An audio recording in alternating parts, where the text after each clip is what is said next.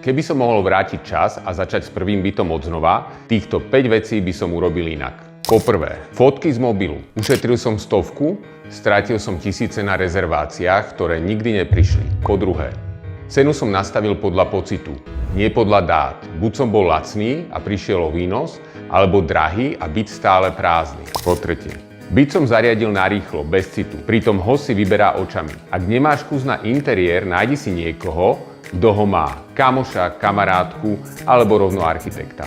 Po štvrté, prvé recenzie som nechal na náhodu, pritom práve tie rozhodujú o všetkom, čo príde potom. A po piate, chcel som všetko robiť sám, lebo veď to zvládnem. Zvládol som, ale za cenu vlastného času a energie. Všetkých 5 chýb má spoločného menovateľa. Chýbal mi systém a niekto, kto to už riešil 100-krát predo mnou. Nemusíš sa učiť na vlastných chybách, stačí sa učiť z cudzích. Veľa zdaru, prenajímajte bez starostí.